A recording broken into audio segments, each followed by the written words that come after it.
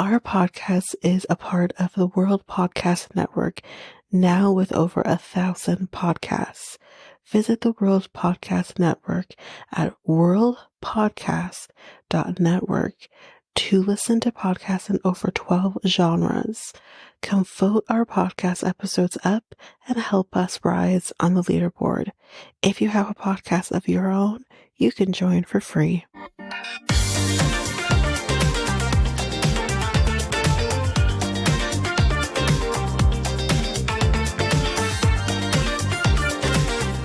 Welcome to Reality Tea Times 2, the podcast where we discuss all the trash reality TV we love to hate. I am Danica, and today we are going to be talking about Love in Paradise. Yay! I am so excited about this season. There is so much trash. And I'm here to take it all in. And I'm assuming so are you, because you're here. But before we take in all that trash, let's talk some hot goss. So the first piece, the weirdness that is Miss Debbie and Ruben. Okay. Now, this is going to be a tough one for me because I kind of saw some text messages that are really hard to read, but we're going to try our best here. So, it has come to our attention that the relationship between Miss Debbie and Ruben was 100% fabricated by Debbie. So, here's what happens.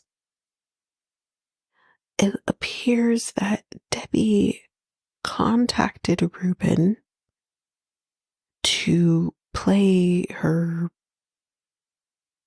interest because really and truly her main focus with this show was to make money for her animal art sanctuary, and that was the only thing she was interested in.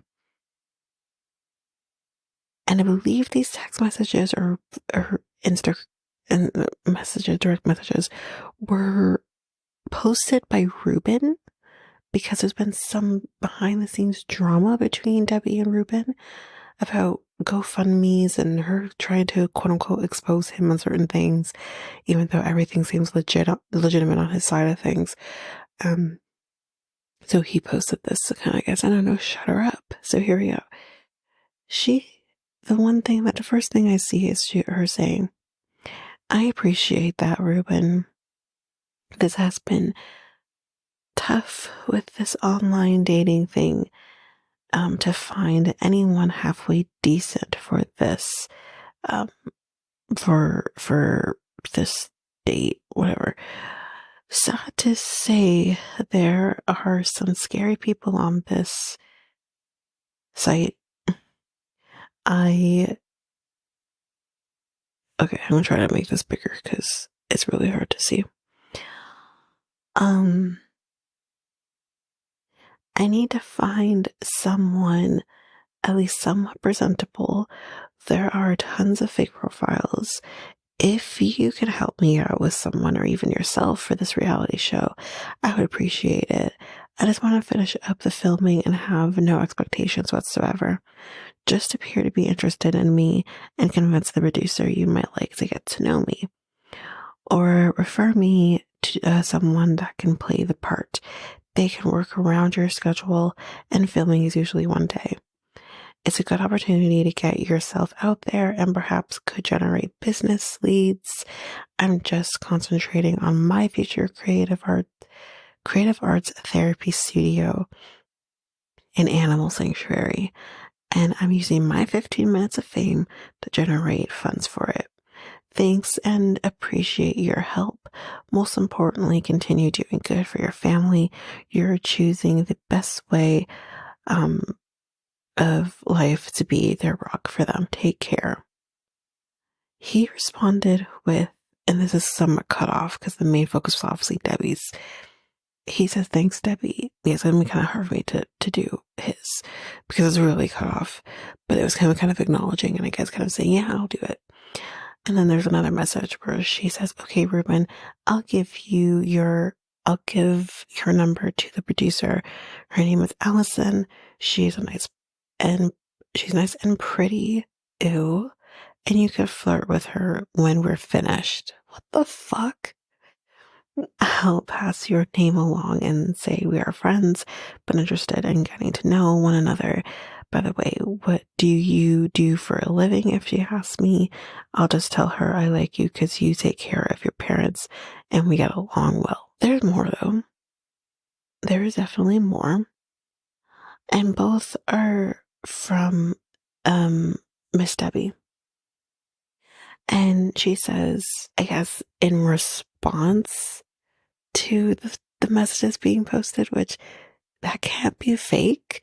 But let's continue. She says, it's fake news spoken by an angry, vindictive man because I called him out for some sketchy going ons. That would be the GoFundMe. He then proceeded to show out of context picture and create a narrative to suit himself. Narcissistic people are known to get extremely angry and vindictive when you call them out. He's promoting hate because he failed to blackmail me. I'm not afraid of the truth.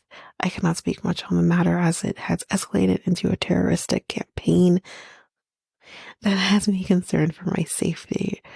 What? Ma'am, it's your fucking picture attached to those fucking messages. So try the fuck again. You created the narrative and Ruben is exposing your ass for it. Good for him. Good for him. Because from what I understand, and a lot of this is coming because I didn't know about all of everything. I found out from listening to Cray Cray the other day. From my understanding, he created a GoFundMe account raising, I believe, $50,000 for a friend of his who's living in squalor. His home is in not a great condition. He literally has a tarp for a roof.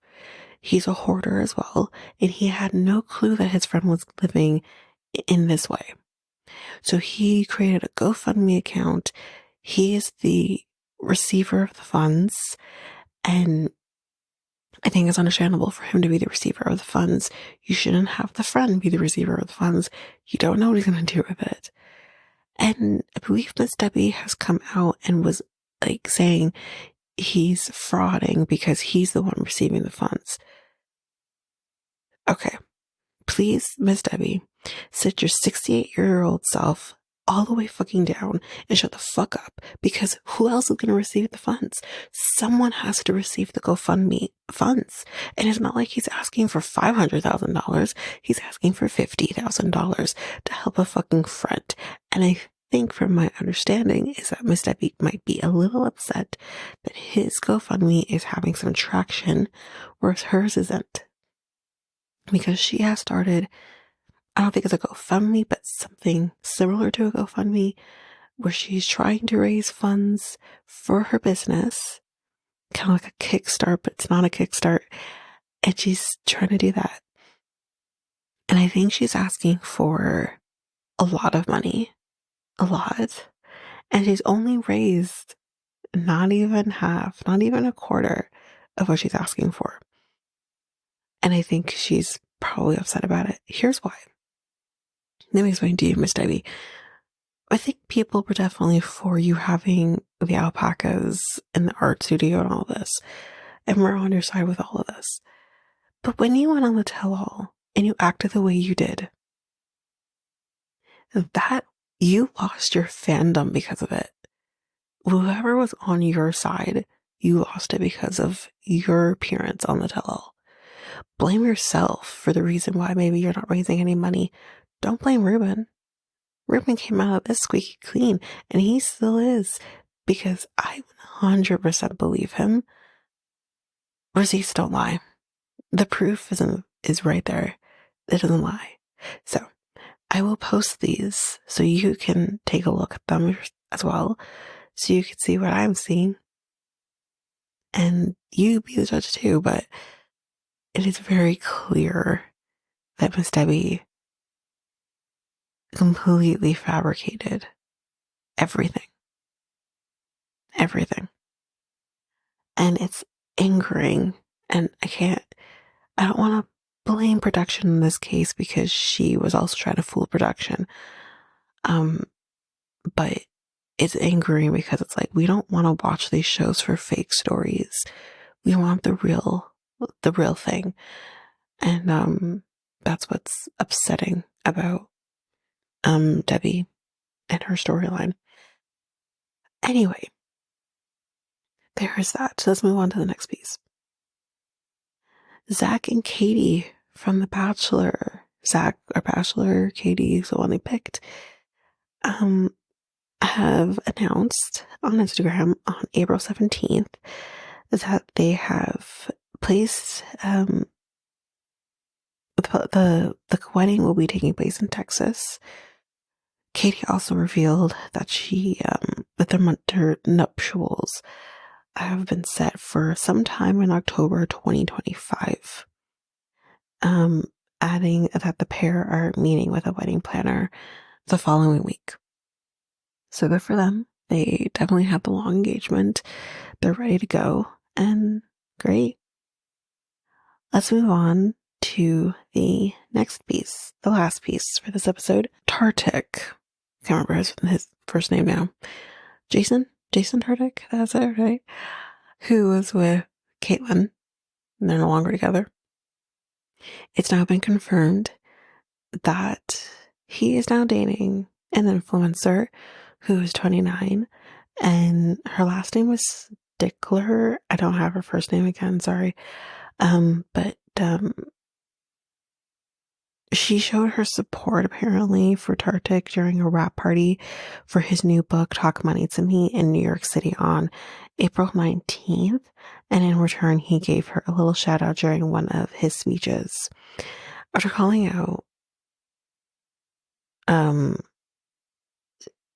out to Love is Blind and that Bachelor Nation stars, Tartik continued, we got the TikTok celebrities here like Kat Stickler, so that's her name, Kat, which promoted the crowd to cheer loudly. So that's kind of like, okay, something's going on here. I don't know the reference between Bachelor and whatever. Not sure, but who cares? Tartik previously tiptoed around rumors that he was dating her in a prior interview with People while chatting about his new book. The pair had been dining in Chicago after recording an upcoming episode of his podcast, and they were rumored to have possibly been vacationing together. He described the social media star as a, quote, an amazing person, lovely, great mother, and hilarious content creator. I only have incredible things to say about her. Tartik went on to say that Talk Money to Me was his focus right now, though he alluded to his broken engagement with fellow Bachelor Nation star Caitlin Bistro as the reason why he was hesitant about discussing his dating life, which is, I get it. He says, quote, due to such a public breakup, even when I think about the idea of talking openly about my dating life, I get like, oh, that scares me.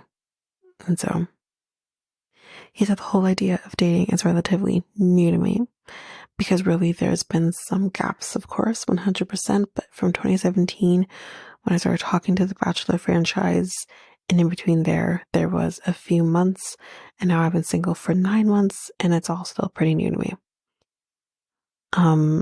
So yeah, that's basically it for the August. And that was all Bachelor related. But that's it. Let's move on to the reason that we are here. 90 Day Fiancé Love in Paradise Season 4 Episode 1.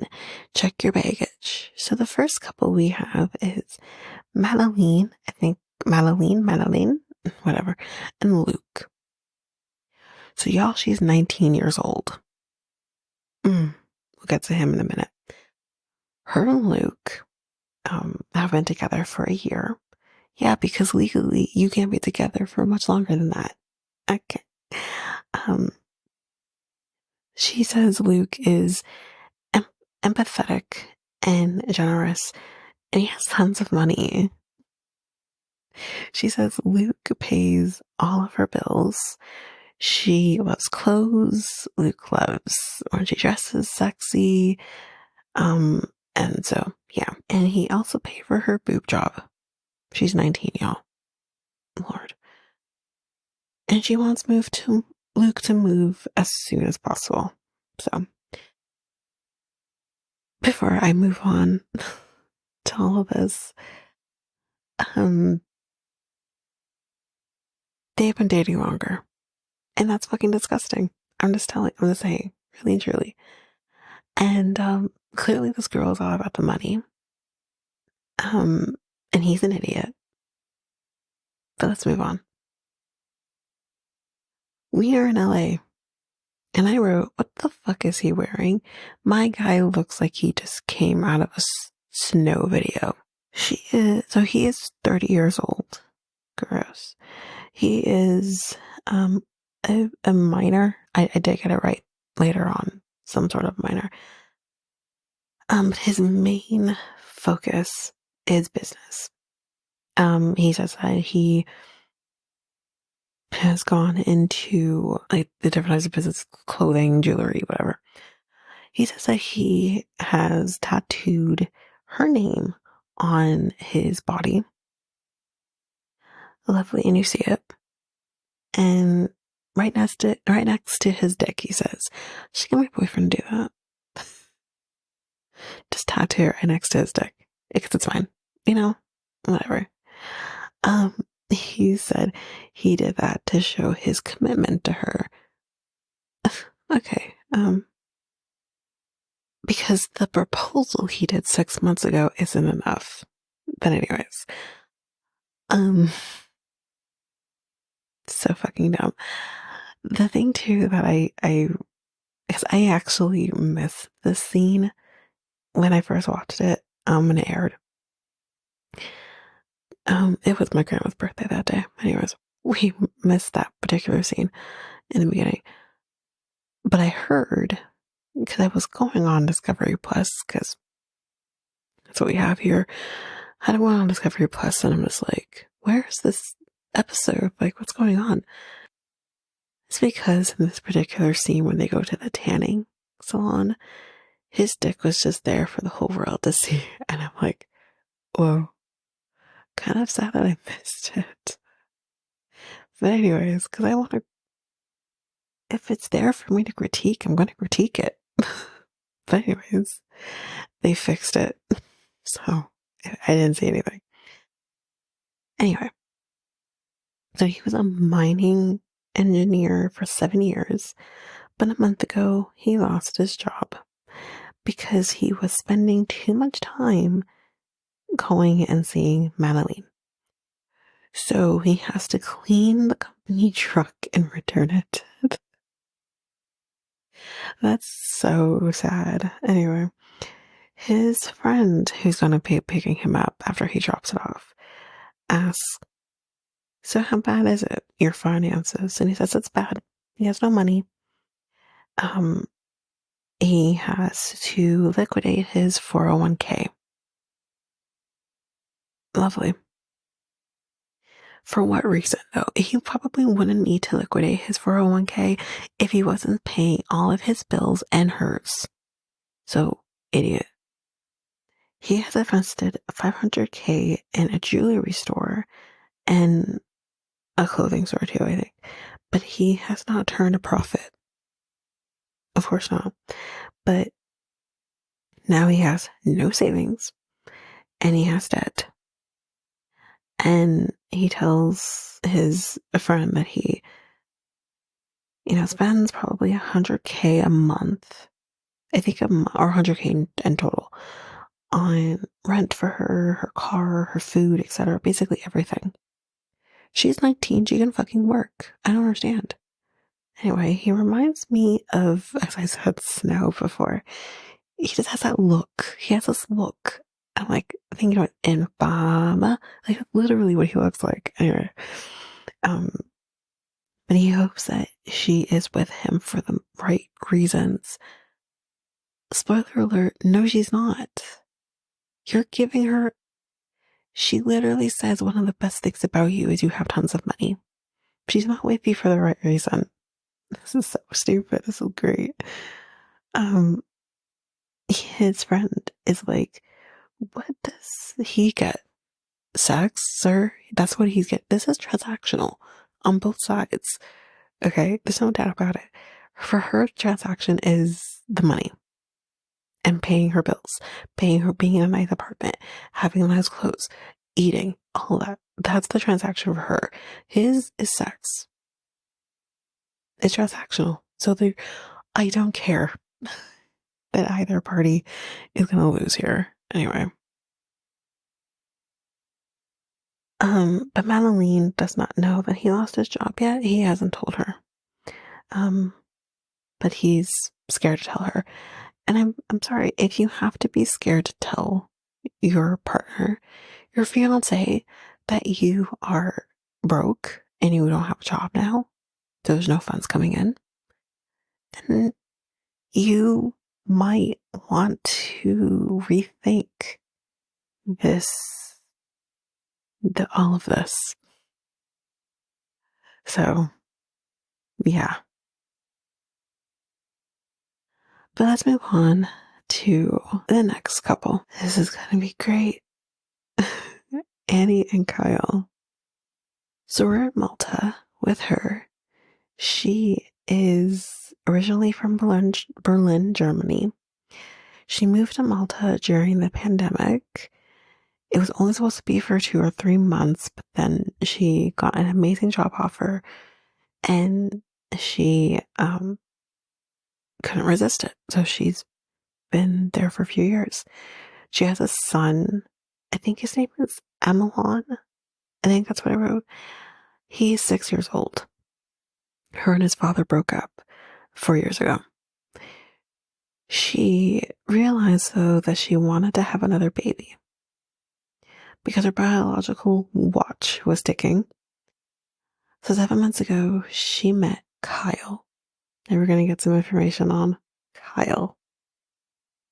So we are in London with him. He's 32. He's originally from LA, but he travels all over. He is an accountant. And his favorite things to do, he says, is to shop, eat, and get women pregnant. I think that's my man's favorite things too. Except just me, not women, just me. Oh, what? You're like, wait, what?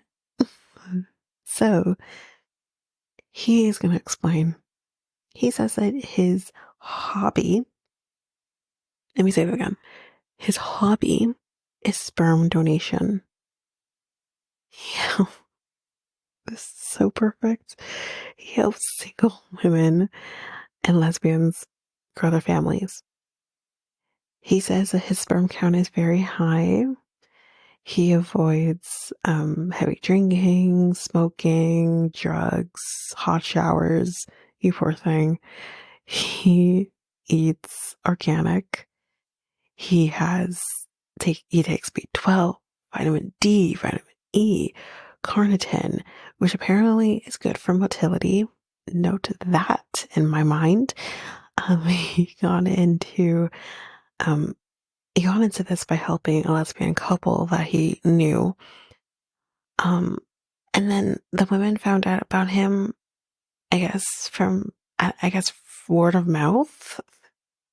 And now he donates about 3 to 5 times a month. He says the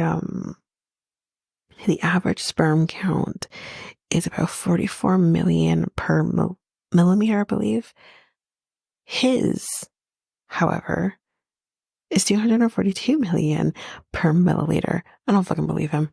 Anyways, he has 71 children and another 9 on the way. Oh, congratulations, Kyle. Let's continue. They are all over the world. He says LA, Miami, Tijuana, all over. He says Edinburgh. Oh God, I'm saying it wrong because he says it wrong. But he doesn't say it properly. He says like Edinburgh or Edinburgh or whatever he says. He says it wrong, but anyways. which he says, sorry, yeah, I said that already. He has kids in France and London, and I guess he's gonna potentially have another one in London. Um, so he says he barely dates. He says maybe probably one of the reasons being because, you know, the women he dates can't really handle the sperm donation aspect of things, which, I mean, on the one hand, I'd be like, okay, this is really great that you're helping women, right? But on the other hand, too, and this is before this thought process came to my mind, before I found out how this really goes. On the other hand, it would be kind of difficult to kind of know, like, you're donating your sperm that maybe I want. Honestly, if if me and my partner were done having kids, I'm all for him donating his sperm. I'm fine with it because I'm done. Go put it to good use. I'm good, right? But I think if you haven't gotten to that point though, and you find that out, like there would have to be maybe some sort of compromise. 3 to 5 times a month is a lot. Maybe there could be maybe once or twice a month or whatever. There has to be some sort of compromise, but he doesn't look like he wants to budge on things. So we'll kind of see how that goes. But I'm just like, I get it on one hand, but on the other hand, that's kind of selfish, especially like get your way in, put your foot into the door, and then talk to him about compromise. But this is again before I knew what this guy actually does for the donation. So he says, yeah, when we can't handle it or can accept it, he tells us that he met Anne, yeah, because she wanted to ask about his services, but then a connection was formed between them. So he's going to be going to Malta, but first he has to make a pit stop in London to help a woman get pregnant. So we see him getting ready to do the donation. And he's like, yeah, I'm getting things like ready to go, getting the bed ready to go. And I'm like, why would you need to get the bed ready to go? Wouldn't you just deposit your donation into something sanitary and then she goes on her merry way? Or what's happening here? Because I was getting very confused. I'm like, wait, what? Because he says, I donate in 2 different ways: the artificial insemination way and the natural insemination way, meaning he's fucking these women. And I'm like, what the fuck is going on? And it was in this moment, I'm like, hook, line, sinkered. This is, oh my God, no. This is great. This is perfect. This is just round of applause to reduction on this. This is great. Oh my God. Anyway, yeah, so that's what he's doing. He's preparing for the intercourse part. And this is great. He says the women get to choose which one they want to do. So he basically he says if they do the natural way, they will get to his place and maybe they'll chat a little bit about the traffic and maybe the weather, and then they'll get naked and and do it.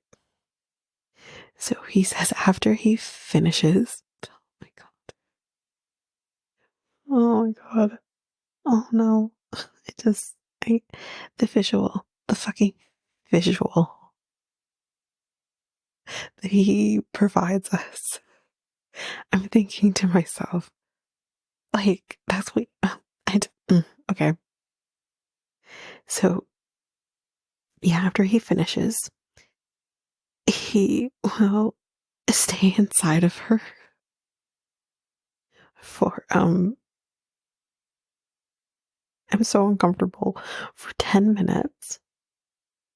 Um And he'll kind of be like, okay, and the visual, if you didn't see this, definitely go back and watch it. He will have her in kind of like an upside down position, like kind of hanging off of the bed. Kinky. And I mean, I can't do that on my bed. I'm way too short and my bed is way too high. Anyway, if the bed's low enough, I guess you can do it. And she'll be kind of like this handstand type of position.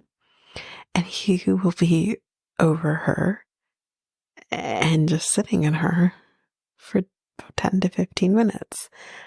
And I'm thinking, okay, that position in a normal situation is really hot. Real hot. In this situation, it's really icky. It's just, okay. Um, this is so fucked up. Um, and then yeah, he says, I will then pull out, and that's that.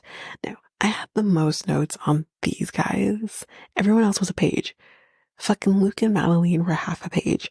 I had 2 pages of these guys because I was like, this is fucking great. Okay, continue. Kyle is now heading to Malta, and we're with Anne, and her son will be with his dad for the next 2 weeks. Thank God, because he does not need to meet this fucking guy. She hopes it will feel just like it did. It'll feel right when they talk or whatever. And she says that she is fine with his past, but she does say things will have to change if there is a future. Yeah, he can't be sticking his dick in other women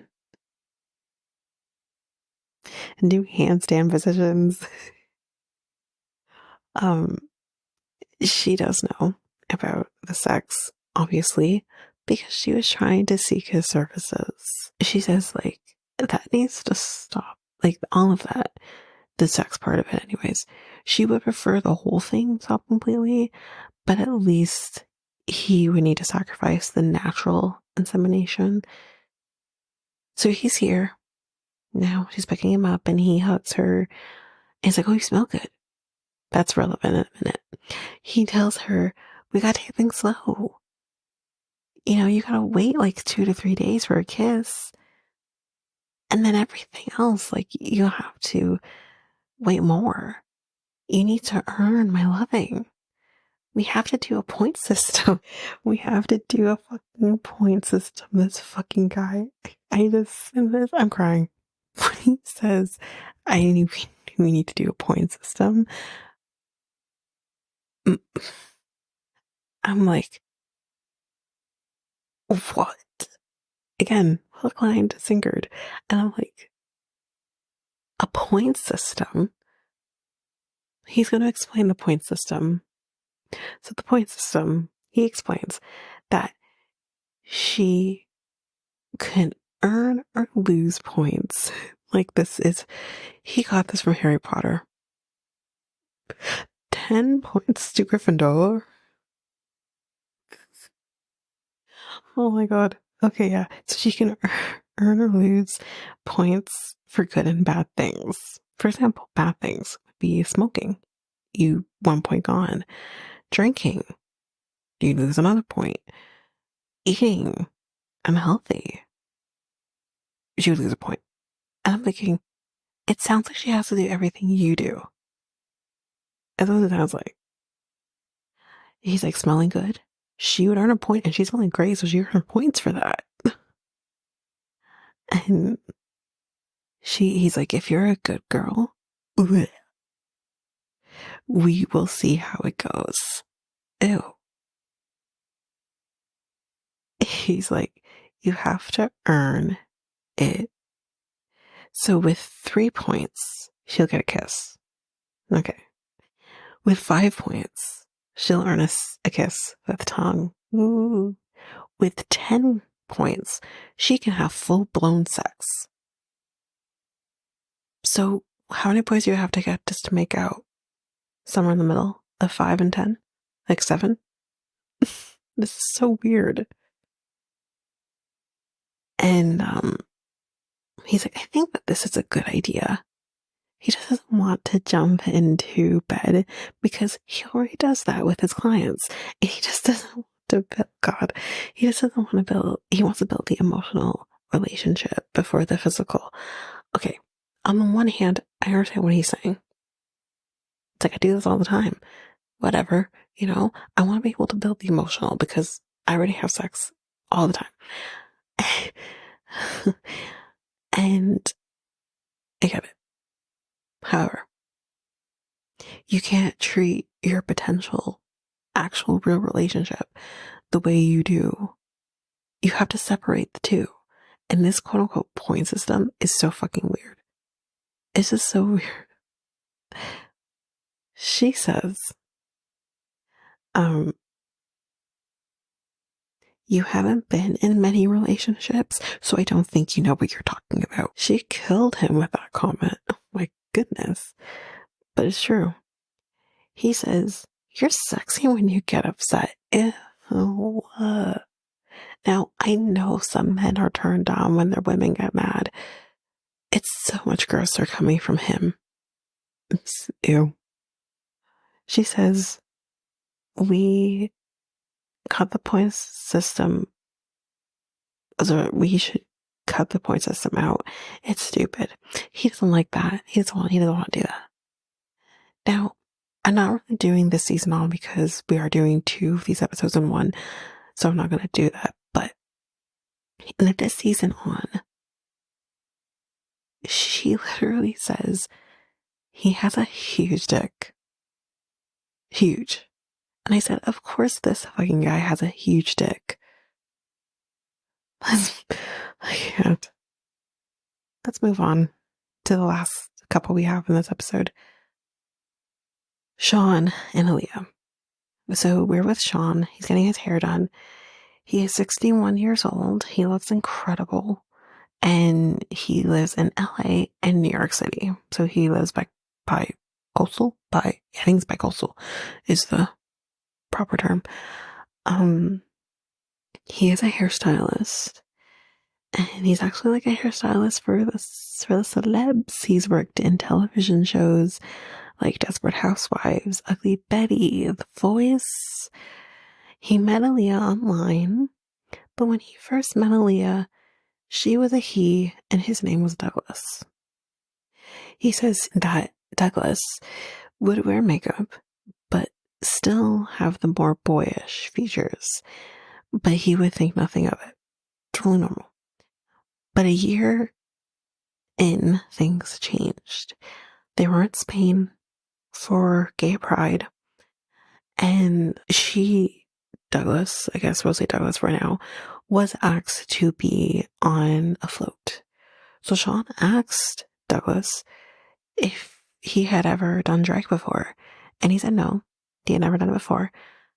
Then he's like, well, I can help you do this. This is what I do. And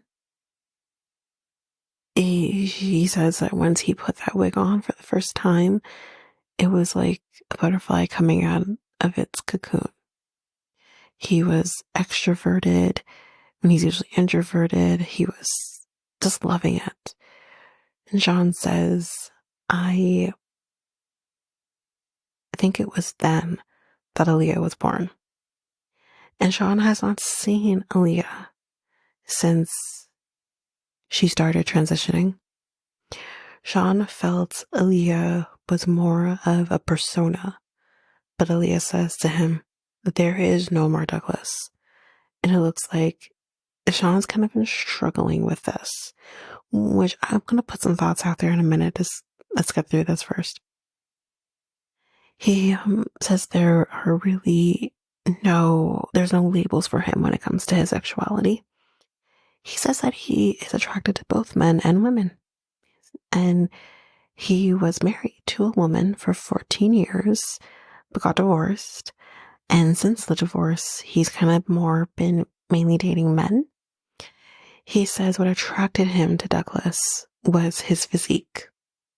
And, he was muscly and all that.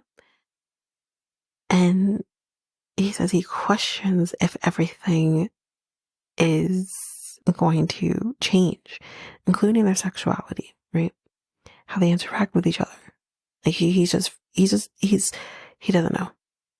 And he says if he chooses to completely transition, he says, I think he said she. I think I wrote that. I think I wrote wrong, or I wrote it so badly that I don't know if he said she or he, because he seems to properly pronoun her, in certain points, but then there's other times where he will say he when talking about Alliya, not so much Douglas, so it's very confusing, but, he says that if she chooses to completely transition, I will have to go through this, um, this kind of mourning process, which that is the case for anybody. Anyone who knows someone who decides to transition, you do go through a mourning process, a mourning who the person once was, but then from that, loving the person they become now and realizing that there isn't a lot of difference, really and truly. They're happier now. And, I understand him and I feel for him. I also feel for her. Anyway, so yeah, he says like, what will it do with his feelings? He's like, I fell for Douglas and now you want me to kill Douglas? I can't kill Douglas. I wasn't expecting this storyline. I thought this was going to be gross on his part, Shawn's part. That is not at all what's going on here. So Shawn is heading to the airport, but let's head over to Brazil with Alliya. She's 25 years old. She chose Alliya because it means sublime. And she tells us that is exactly who she is. She tells us that she had to hide who she was, for most of her life.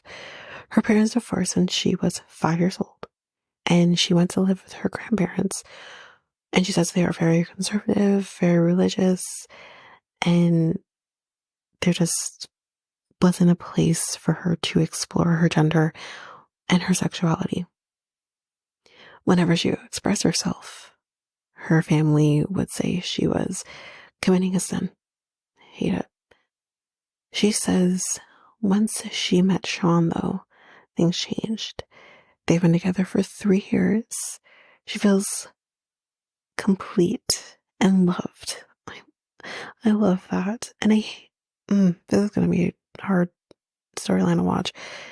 She doesn't know how he will react with the changes, but she thinks he still thinks she is Douglas and that Alliya is a persona. He did say that, but it's not. She is Alliya. She is no longer Douglas.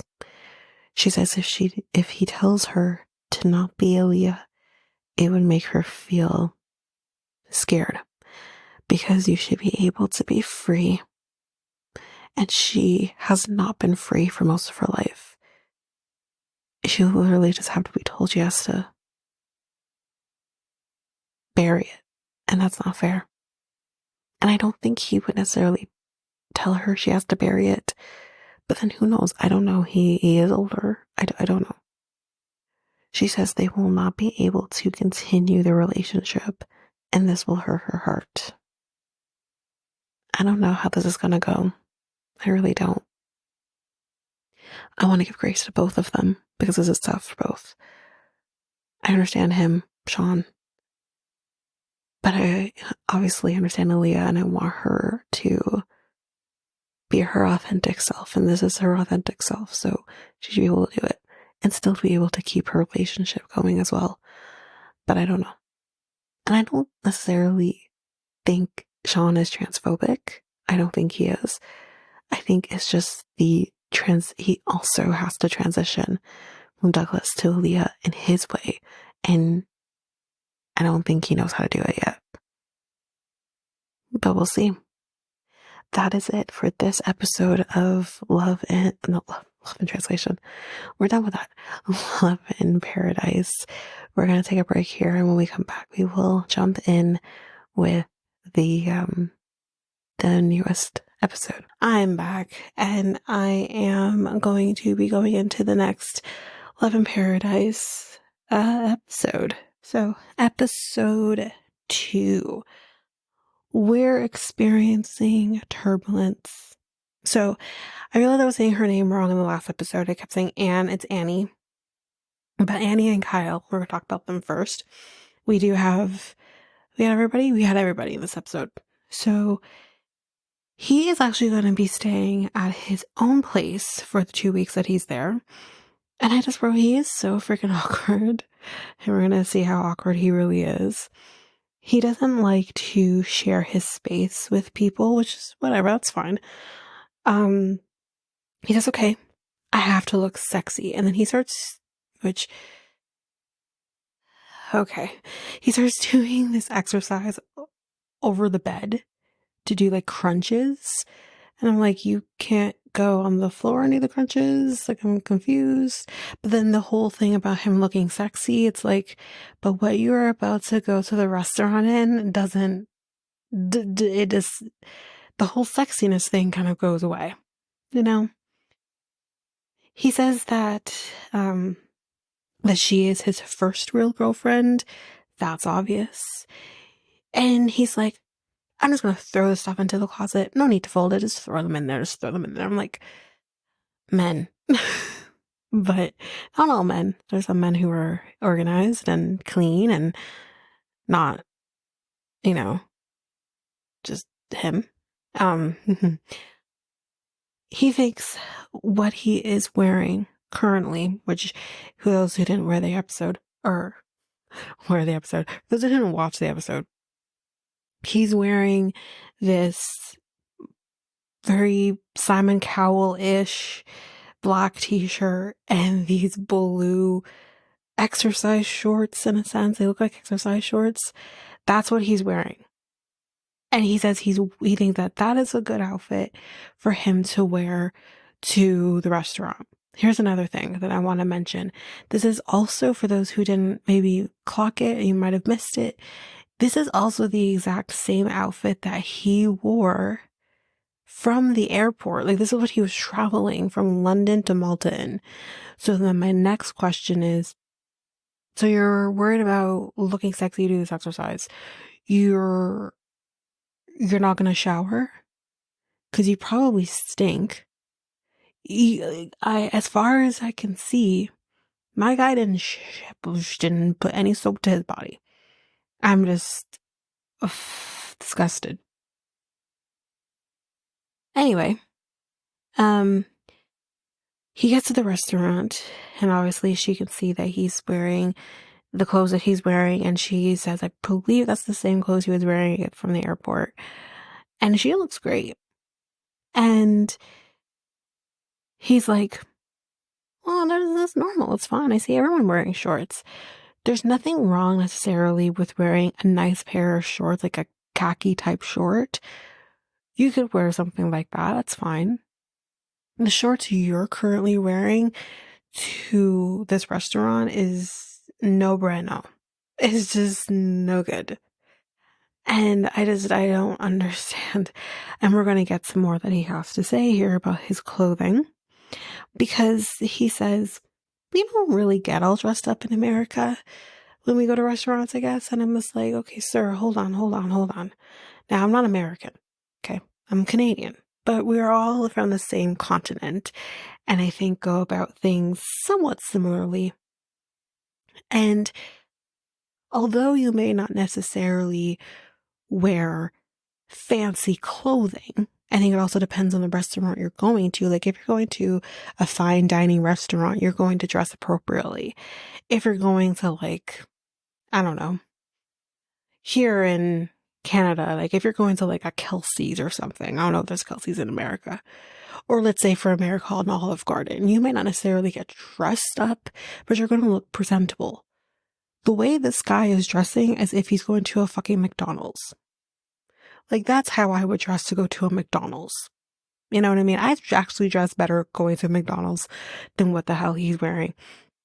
And him looping in all of America into his excuse is fucking hilarious. And there's more. It doesn't stop here. There's more to this. I'm just like, my guy, are you for real? Like, is he for real right now? Like, I just, oh man. Um, so yeah, he says Americans are more chill with how they dress. He thinks because of the, European culture, they kind of have like this old school mentality, this old people mentality. He's like, America is a quote unquote newer country. Obviously, yes, in comparison to European countries, but he's like, we're more chill, we're more laid back. And I'm thinking, I feel like, okay, I'm gonna bring in my Hamilton knowledge in here. America roughly became a country in the late 1790s, right? And that's, yes, quote unquote a newer country for sure. Um, but I still feel like even then we dressed more presentable to a restaurant than what this guy's doing. You know what I mean? Like, I just don't put he's being lazy. Don't put your laziness and put it all on America. That's you, honey. Don't rope us into this. Anyway, so she does ask him while they're at the restaurant if, he'll drink like a glass of wine. And he's like, no, no, no. He's like, is that wine? She's drinking, well, I think it was like a rosé. So she's drinking wine. If not a rosé, it was a white wine, but I think it was rosé if I remember correctly. And he's like, oh no, I told you can't drink wine. That's she's losing points for drinking wine, and I'm thinking, okay, listen, I understand for what he's doing that maybe he wants to steer clear from alcohol, and that's fine. That's his decision. I'm sure, like, if you were to drink here and there, and I'm sure, like, even if you're gonna donate through proper channels, you're allowed to drink. But you probably just can't, you have to wait a certain amount of days between a drink and donating your sperm. But if this is what he wants to do for his sperm donation, by all means, go for it. But that's not her problem. You know what I mean? You can still get pregnant when drinking. It's obviously viewed to excess. That's the issue. And not only that, red wine is good for you, good for your heart. So like, what? There's some health benefits to drinking certain alcohol, right? Red wine, like I said, even beer to a certain extent it can have its own health perks. I mean, when I was dealing with the gallstone situation and kind of trying to eliminate one thing for my pain before resorting to, the gallstone, I was allowed to drink clear liquids, and that included beer. And I'm like, really? Okay. So I was able to drink beer. Like, that's the health benefits, and medically speaking, certain alcohol like is okay for you. Obviously steer clear of maybe the harder alcohols, but it's fucking wine, my guy. Like, really? I feel like because he's doing certain things, she has to do certain things, which, yes, in grand scheme of things, it's great to have that support system, but y'all just met. So, okay, so then the food comes out, and he's just eating the food like he's a fucking animal and had absolutely no autopsy. So he's taking like huge bites of the food. He's slurping the food. And I mean, the food looks incredible, but I mean, my God. So he is eating the food at one point with his mouth fucking open. And she wants to just run away at this point. She's like, yeah, sorry, he's like, are you gonna eat the rice? Okay, what about the bok choy? Okay, I'll eat it.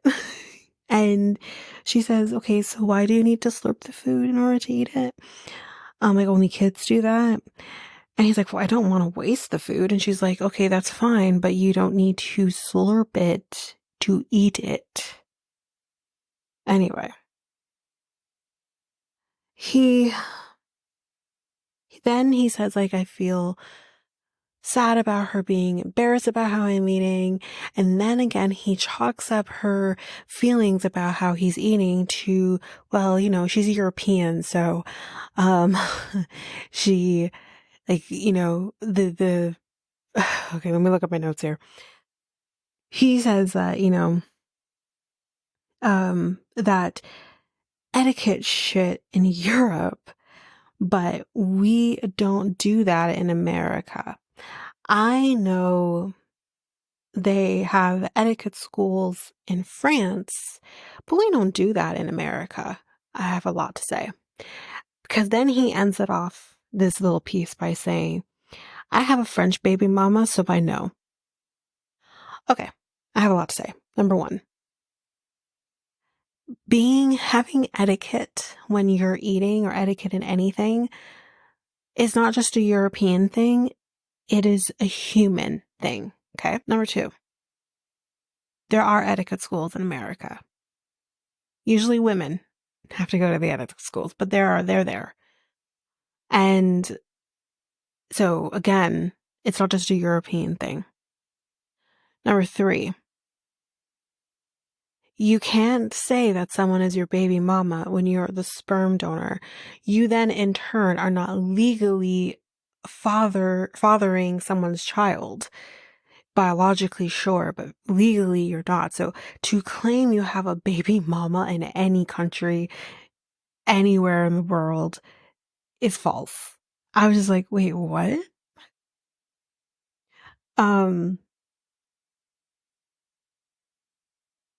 He tells her, eat your chicken. Eat your chicken. Okay, good girl. Ew. So gross. And she gets points for eating the chicken, or for eating well.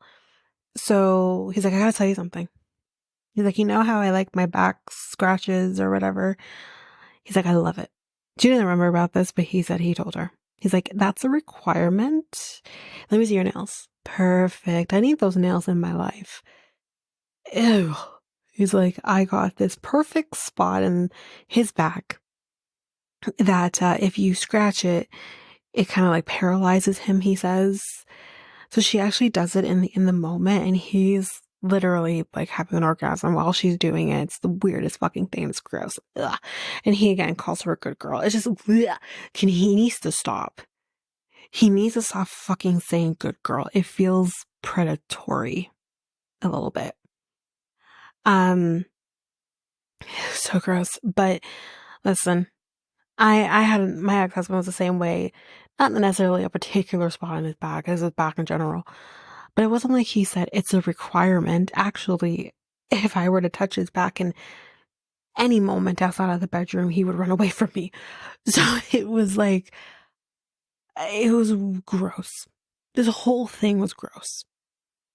So they're going to be parting ways now. They're done this.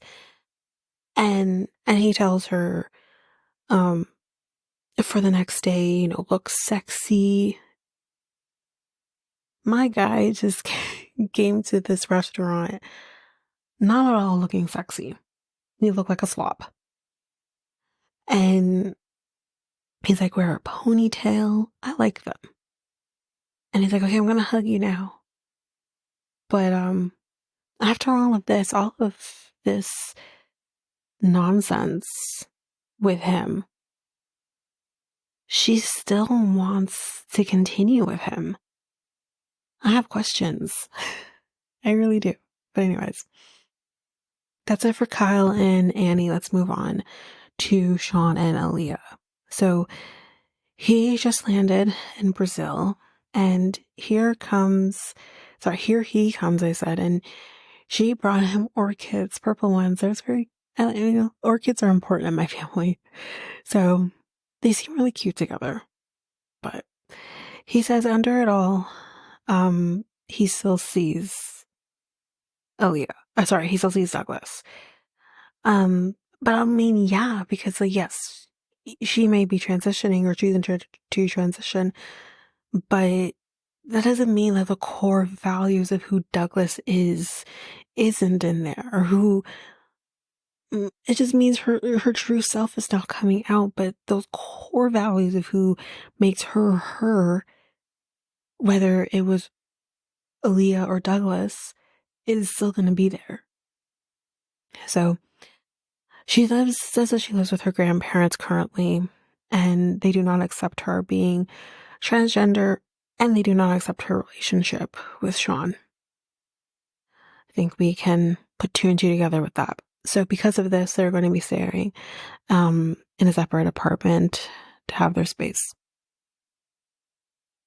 Okay, so the doll. I love that she has a doll, and she always wanted to have a doll, and she probably wasn't able to have a doll because apparently toys are gendered. So yeah, and I'm happy for that. But this one was fucking ugly. This one's fucking terrifying. I'm sorry, but anyway, Shawn bought her the doll, so But with him, he also has more wigs for her, and comes in all different colors and types, and she's loving it. And then we see the doll again as she's like looking at the hair, and he actually puts hair on Alliya as well as the doll. So there you go. So they're out for dinner, and Shawn asks, does any of her friends, give her grief about transitioning? And she says, they're getting used to it, but obviously it's going to take time, right? And Shawn says, yeah, changing names can be really difficult for others because you're used to one person. He gives this example of a friend that he had, I guess, back in the day. And she went 20 years as Gladys. That's her name, was Gladys. And she hated her name so much that she decided one day to go by Gigi. And all of a sudden, I have to let go of Gladys and start calling her Gigi. And I said, Shawn, this is not the same thing. Okay. It's not like she changed her name drastically. She's, okay, my legal name is Gladys.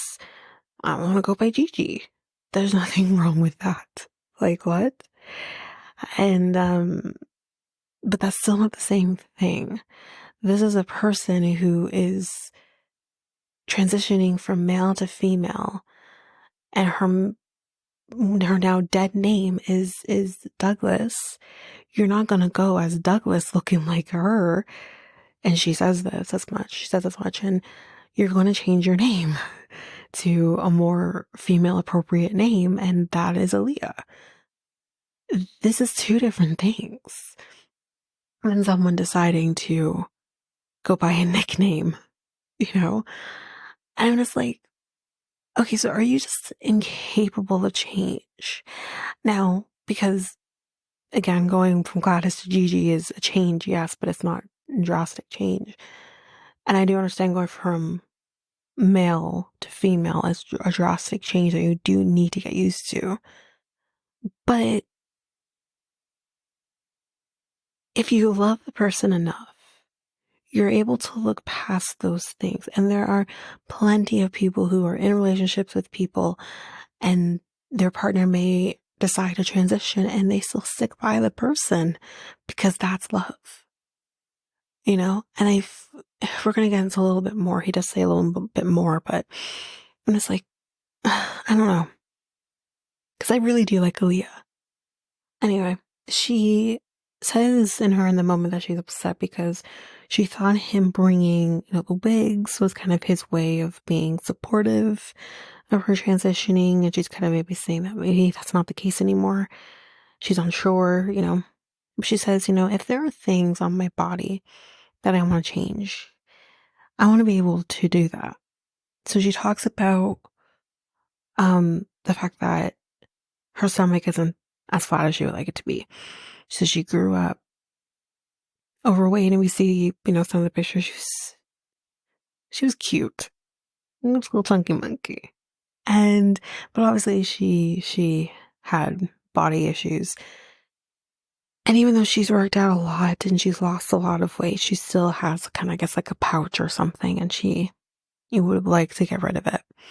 So she's like, I would like to take the fat from my belly, put it to my ass so I can have more of a rounder ass. And she says, Brazilian women are known for their big ass. And the fact that she doesn't have that, she wants to be able to have it. She doesn't have a small ass, but I guess she wants more of a rounded ass. And Shawn says, well, sometimes when you get like work done, it doesn't look natural. Okay, but what she's describing could be natural, a natural look. And especially because she is taller, she has a different build. It won't look crazy if she keeps it moderate. And if it's more about the shape of it, kind of adding a little more volume to it, like it's not going to be a big deal. But she potentially, if she so chooses, like I don't know if she's taking any sort of hormone or anything, but if she does choose to fully transition, there are going to be things that she is going to have surgery for in order to complete her transition. That could be bottom surgery. That could be top surgery. So are you going to say which top surgery would be more visible to everybody? But top surgery, you're going to then deny her or say, no, you shouldn't do that because it won't look natural just to fit your needs. Because after this, and she defends herself and says, like, I should be able to change things on my body and, I still be accepted. But he later says, her wanting to change the way she looks to be more feminine, it just scares me. And, it just kind of makes him feel like he's losing Douglas more and more. But I'm like, okay, then here are the options. Number one, either you accept her as her because this is the person you've been with for 3 years at the end of the day, or you can't accept it and you let her go because you're doing more damage to her mentally by sticking around and making it about you. Her transitioning and being her authentic self isn't to hurt you, but it's to fulfill her. It isn't not everything is about you, Shawn. It's just, yeah, he's just kind of, he kind of says that,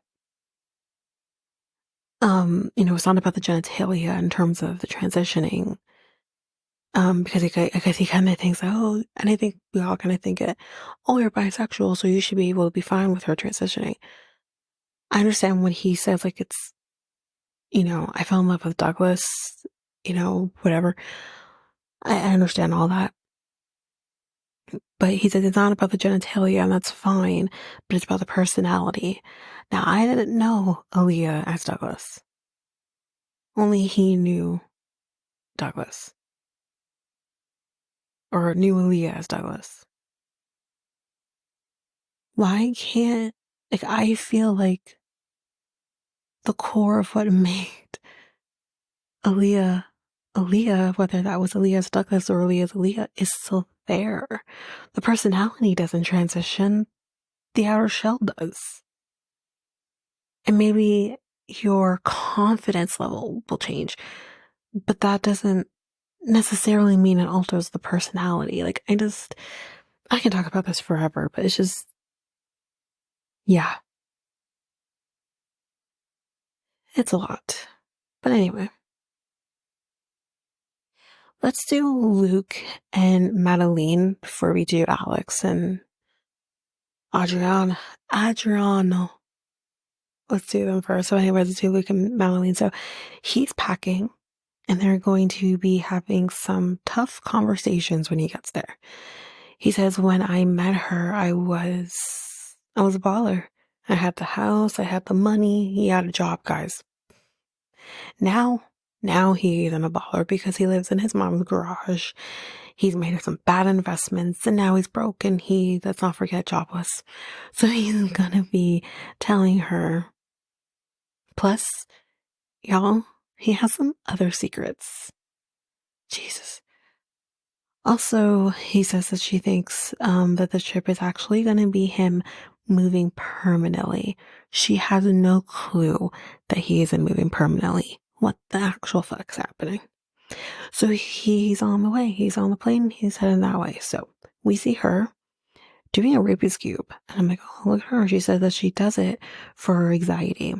Like a fidget spinner, kind of, or a fidget toy. And she's actually really good. Listen, I had a Rubik's Cube that I could never get it. She did like 2 different patterns in a very short amount of time. It's crazy. Anyway, she is so happy, thinking that he's actually going to be moving to Colombia in this trip. Little does she know. Anyway, she is going to be going to pick him up, and she actually has like balloons for him. It's very cute. The reason I pinpoint the balloons, you'll see if you didn't watch the episode. So he's landed, and he says that he stinks.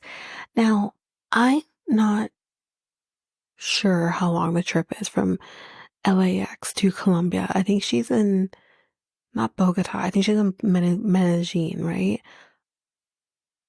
Pause for a second. There won't be much of a difference for you guys, but I actually want to find out how long this trip is between LA and Colombia. So it's roughly about 8.5 hours flight. Okay, you might stink, but still, 8.5 hours if you put deodorant and showered. I mean, that's a work day. You know? I don't stink after a work day. Oh, I mean, if you're, especially, I mean, maybe if you're doing like manual labor, you might. But if you're not, you're just sitting on the plane. How the anyway. So she's standing there, holding the balloons, waiting for him to come. And she's kind of fiddling with the balloons, and you kind of see the ribbon is moving. It's moving. Till eventually, the balloons just, they release, and she loses the balloons, and they go to the ceiling, and you just hear a collective oh in the background, and she's looking up at the balloon thinking, maybe if I keep staring at it, it'll come back down. It doesn't. But yeah, she's kind of just staring up at the balloons with this, you can tell there's this hopeless look on her face. She's just staring at it. And that she's staring at it so intently that she completely misses that he is coming. And he sees her looking up at the ceiling. And she doesn't see him. So he is able to literally walk from wherever the fuck he came from, walks behind her, literally past her, walks behind her, ducks under the rope, the rope, you know, whatever thing that's roping off, goes under it and goes and hugs her. And she was completely unaware. It was very funny.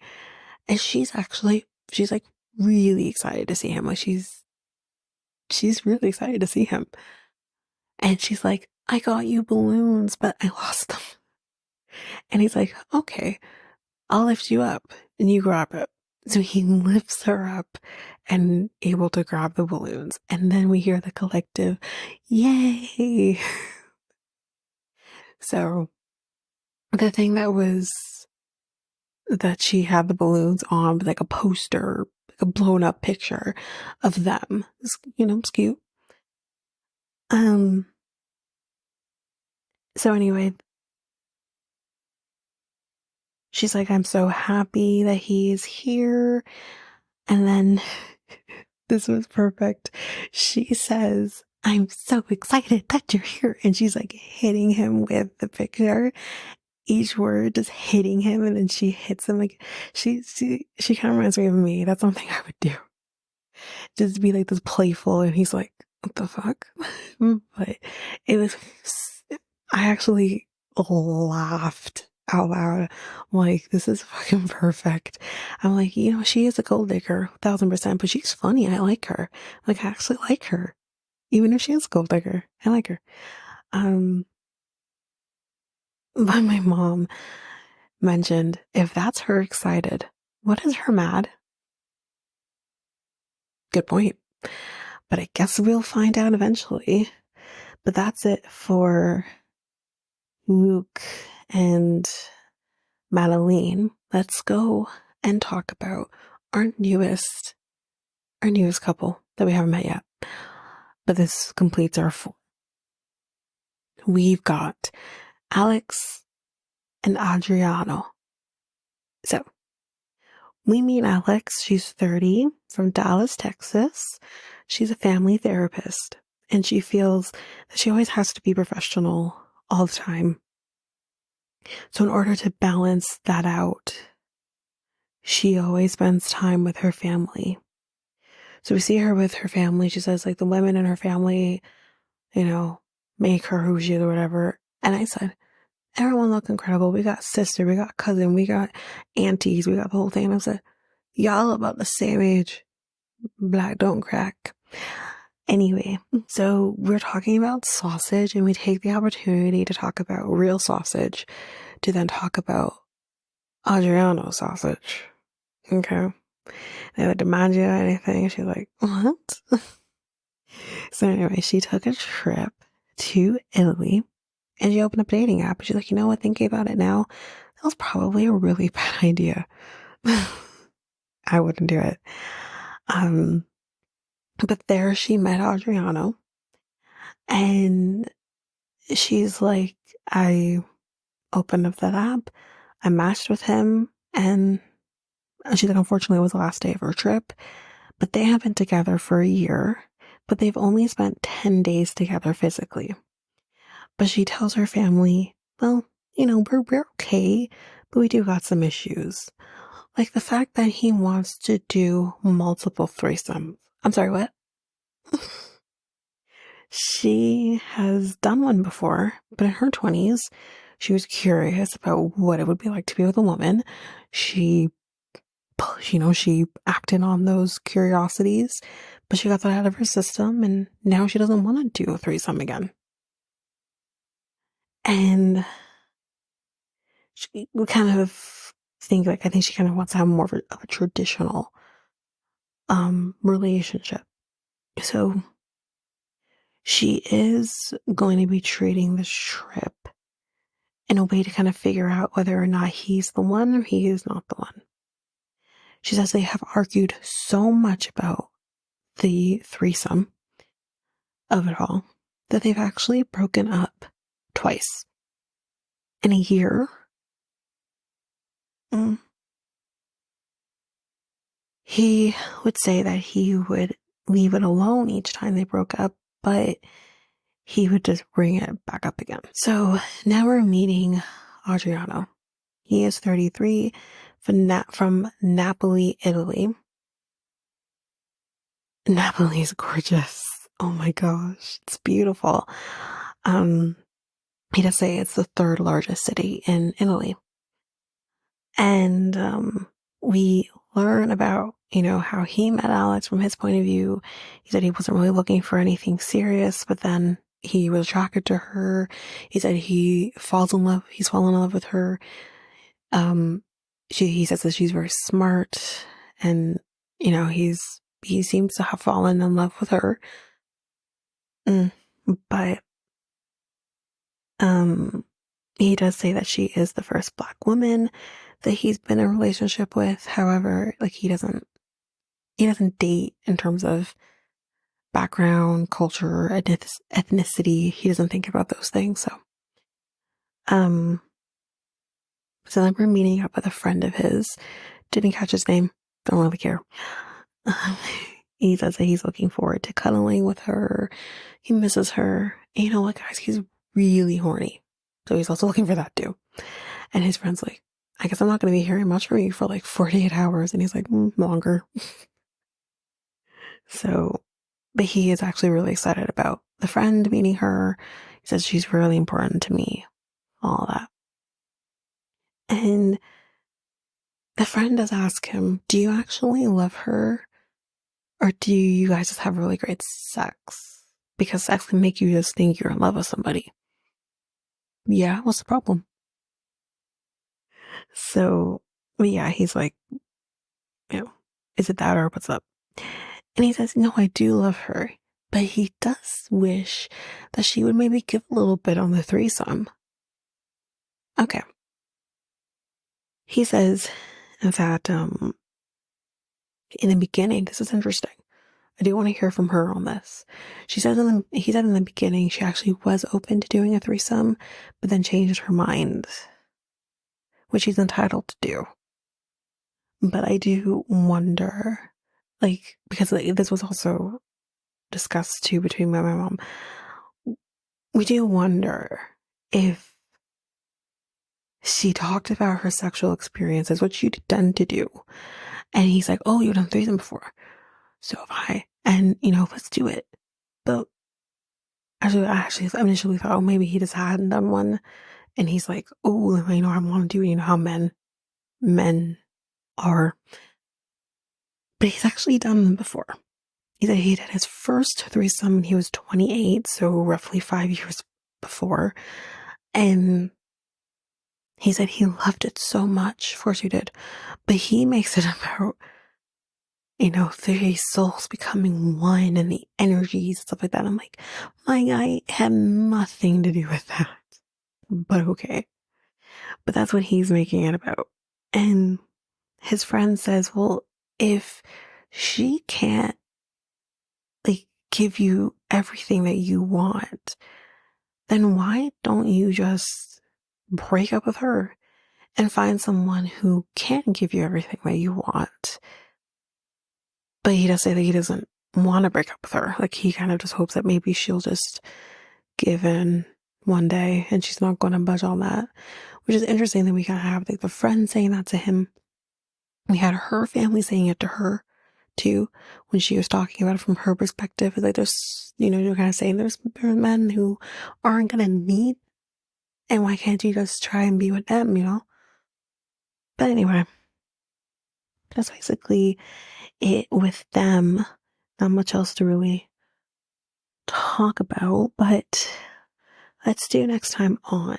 So Alex and Adriano, she's there now in Italy, and they're talking about potentially moving to Australia and maybe her reservations on moving to another country. Luke tells Madeline that he's broke. Alliya and Shawn go shopping, and he's feeling very weird about it. And Annie asks Kyle, did you or did you not donate naturally? And he wants to play dumb. So yeah, that's it. And now we're going to be doing the regular stuff of one episode per episode. But yeah, that is it for Love in Paradise. So if you like what you heard, please rate, review the podcast on either Apple Podcasts or Spotify. Also, don't forget that you can also share us with everyone in your life if you really love this. And I do want to read those reviews. I'm definitely getting 5-star ratings, but I want to read those reviews. So send me those reviews and I will read those 4 and 5-star reviews on the podcast. Also, we're on every one of your favorite podcast apps. Every one of them, including you can find us on YouTube at Reality Tea Times 2. If you want to connect with us, you can do so by going to either Facebook or Instagram at Reality Tea Times 2. You can also find us on Twitter, TikTok, Reddit at Reality Tea Times 2 Pod. We also have our email, which is at realityteatimes2 at hotmail.com. Definitely want to hear from you guys. And we also have our new website where you can listen to all of these episodes. You can review the podcast on there as well. You can connect with me in any way, all the stuff. It's all there, and you can find me there at www.realityteatimes2, all spelled out, .podpage.io. It's there. And don't forget, I also have my other podcast with my friend Mikkel, Next Take Podcast, where we talk about all kinds of different topics. But you can find us on any of your favorite podcast apps over there as well. Or you can also go to YouTube, and you go to Next Take Podcast, as well as our website, which is solo.to/Next Take Podcast. So yeah, there's that, and that's basically that. And again, don't forget, if all of this information is overwhelming, we do have all of the links, everything in our show notes. But that is it for now, guys. Thanks. Bye.